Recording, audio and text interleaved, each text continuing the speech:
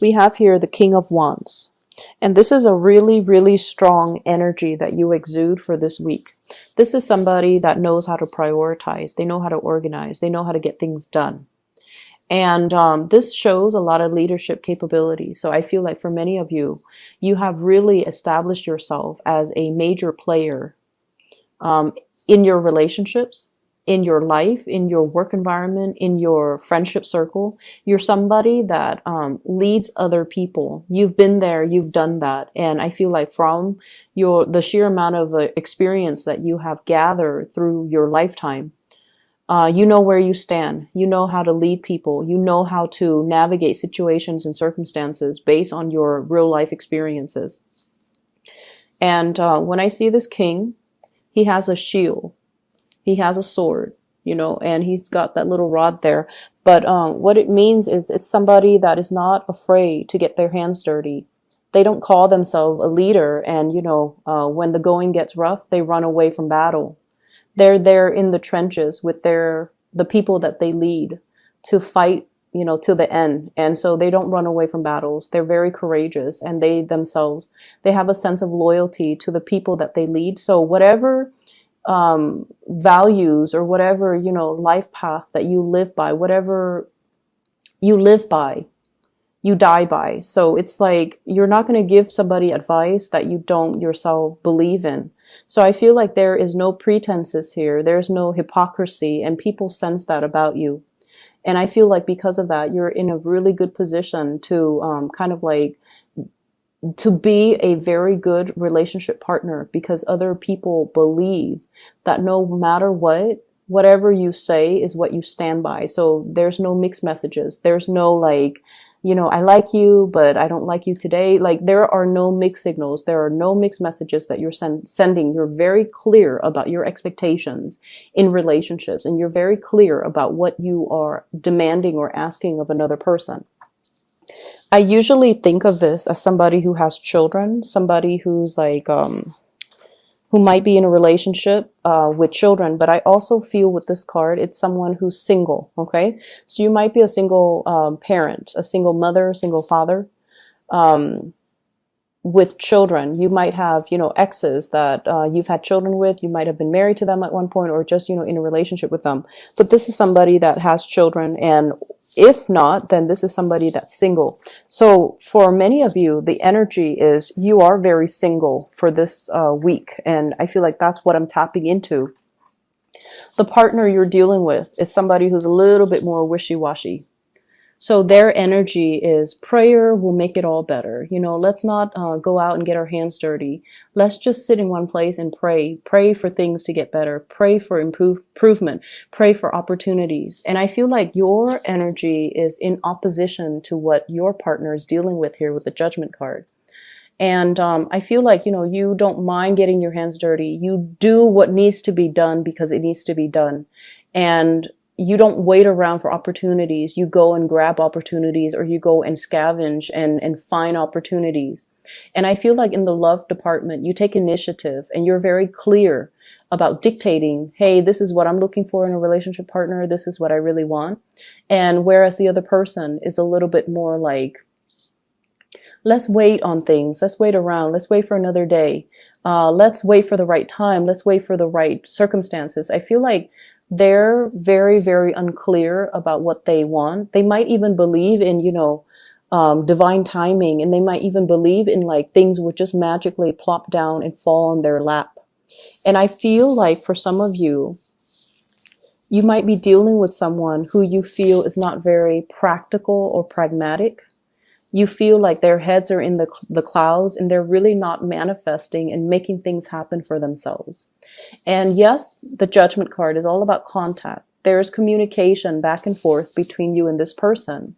But I also feel like you have given them advice. You have told them, you know, you should do this, you should do that. And they're like, no, let's wait. Let me sort things out on my end. Or, you know, let me just, do this other thing, and they never get around to doing what they're supposed to, or they never get around to doing what you have advised them or counsel them on.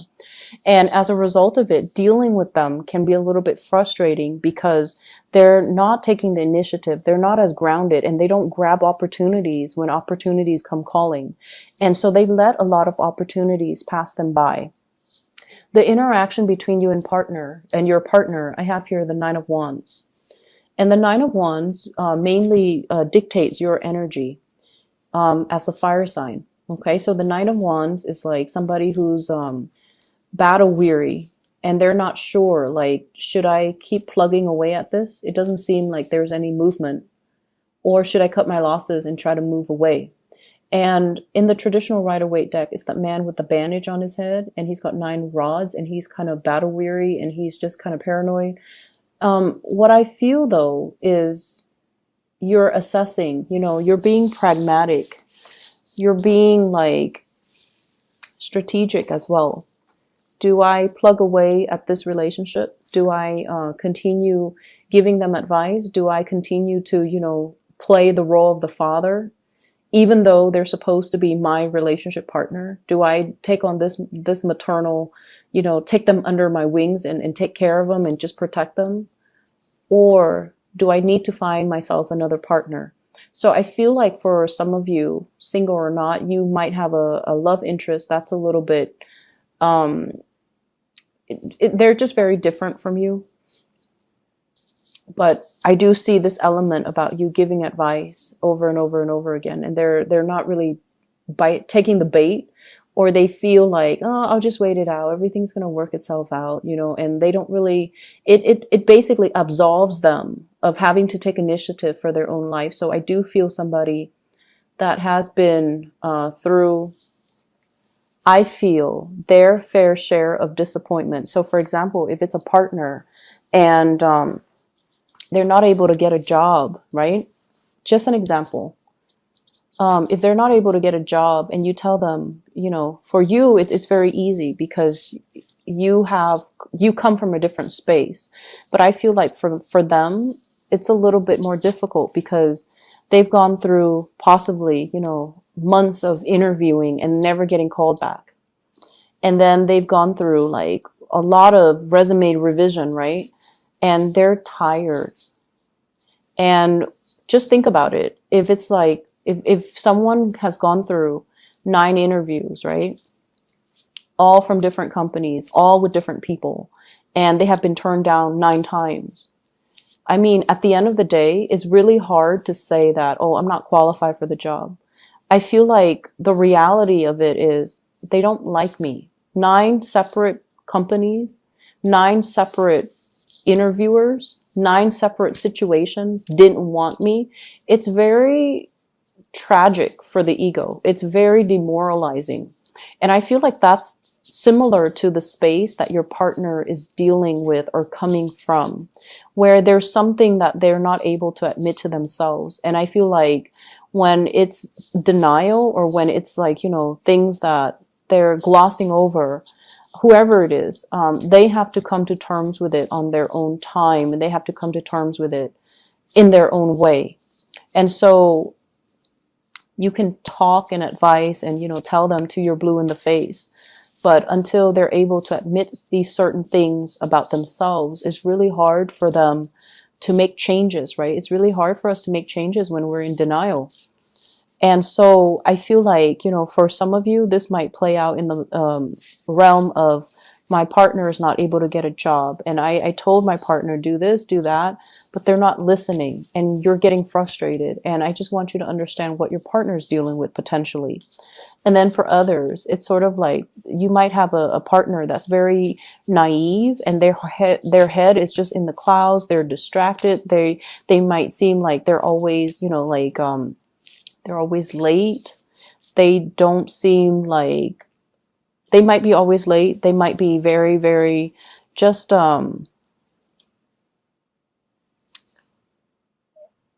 might not be very affectionate. And time again, you told them, I want more affection. I want things to change. I feel very much by myself, like I'm a single person, even though I'm dating you. And I feel, like you tell them many, many times. And this might be the week where they come in and try to make some changes, okay? Because I feel like change is coming for you. So I have here this is the Knight of Pentacles. This is somebody coming in, making an offer, making amends, trying their best to appease you, trying to bring something substantial to the table. So if it's a partner who has been out on their luck when it comes to work, they're going to hear good news. And I feel like that's going to help them, because they're going to either take your advice or do something to initiate things from their end. Either way, taking your advice so that they can get things started in their own life. Okay. And then if it's a partner that has been estranged, either they're traveling, they're not around, and you feel like, I'm with them, but I'm so single. I'm with them, but I feel like I'm just single because they're not giving me the affection, the attention. They're not physically here. They're coming back into the picture with good news. They've done a lot of work on themselves. And I feel like sometimes it takes that distance away from the people and the things that we love and the things and the people that we're familiar with, for us to make some changes, for us to really see ourselves from a different context in order to know what we need to figure out, in order to know what we need to work on, in order to know what we need to change about ourselves. So I feel like there's a realization coming through. For others of you, if you've been hoping and praying for a relationship, we have the Death card here, which is a change. So this is a change around. If you're single, you're going to be in a relationship. If you're in a relationship, you might be single. So there's a change around. It doesn't denote, any specific direction, but I feel for majority of you, there's a couple relationship coming through. It's on the offer for you. And I do feel like many of you are going to go through the month of October, starting to come together with another person and starting to couple up with another person. Okay. If you're dealing with a Scorpio with this Death card, there's some good news coming around for the two of you, for both of you. If you're dealing with an earth sign, Taurus, Virgo, Capricorn, there's an offer coming through, and I feel like it's going to be very good, very stable. It's slow. You might have been waiting for it. They might have been waiting on you, but I feel like there is a coming together. In other areas of your life, there will be a lot of get-togethers, okay? Get-togethers with old friends, get-togethers with old colleagues, get-together with like family members, but I feel more so friends, colleagues, like people you used to work with, people you used to go to school with, more in a more social, professional type of a setting, not so much family. I also feel like travel and movement, coming to see people traveling and moving to come see you. And I feel like these are long-standing, significant friendships, okay? I feel like these people have been around with you through a very important milestone in your life. And I say that because of the Six of Cups. This is a flashback from the past, walking down memory lane, recalling, like a lot of fun times between you and another person. And I'm always drawn to this tear, the person is crying. So it's like really good times to be had, reunions with other people. And it's linked up with the Three of Cups, which is social engagement, social outings, being the life of the party, and hearing really, really good news about the people that you've used to, hang around with, or hearing through the grapevines, like, oh, so-and-so is doing this, so-and-so is married, so-and-so has a baby, things like that. And I feel like it's a really, really nice, like, walk down memory lane. And I do see social engagement happening for you guys, where you're going to run into people from your past. All are good people. I don't see, like, the past coming back to haunt you. And I feel overall you have so much career and achievements and, just positivity in your financial and professional sector, that, sometimes when we don't want to go to high school reunions, or we don't really want to meet up with old friends if we feel like we haven't made it, right? So some of us, and I feel for you guys especially, the fixed signs, you, Scorpio, Taurus, and Aquarius, you want your career to speak for you. You want to be like, hey, the envy of the party. And I feel like if you haven't made it professionally, you're very weary about these reunions. But I feel like right now you're in a good space. You're where you need to be professionally. A lot of doors are opening for you. So you're at a point where you're like, okay, I'll be there. I'll be at this reunion. I want to talk about what I'm doing. I want to talk about these projects I'm handling. I want to talk about all my responsibilities that people entrust me with. Not in the spirit of bragging, but in the spirit of, I'm really proud of the person that I am today. I'm really proud that despite everything that I've been through, that, I made it. And I'm entrusted with a lot of responsibilities. I'm seen as someone who's competent, and I've created a name for myself. So I feel like you're going to be the life of the party, and you're going to be, you're going to have a lot to offer. You're going to have a lot to say, and you're going to have a lot of people admiring you and possibly even envious, but not in a bad way. They're not jealous and vindictive. I feel like they look at your life with envy, and they're going to just be really glad, or just to be very happy for you. Okay. So there's a lot of travel and movement that's coming in with this Eight of Wands too. And this is like, uh, travel by air, travel over waterways, so across the continental US to another state. And I also feel like work travel, work demands and things like that, possibly even traveling with another partner and having the means to do recreational travel, travel for leisure rather than just business. So I feel like if you're not even traveling this week, it's going to be played out, through the month of October, where there will be a lot of these engagements, offers, and social outings and things that are coming into the picture. I'm seeing you possibly living in a colder climate, going to somewhere that's a little bit warmer. And I also feel like overnight, like a red eye type of a plane ticket, where you might be as well move, like going to another country where you have to, sleep overnight on a plane. So I do see those elements coming through. And I also feel like, if you're connecting with people from your past, you have a lot to say, and you have a lot of wisdom and advice, possibly in the career front, that you can give them. And I feel like you need to give them these advice because they're going to be thankful for it.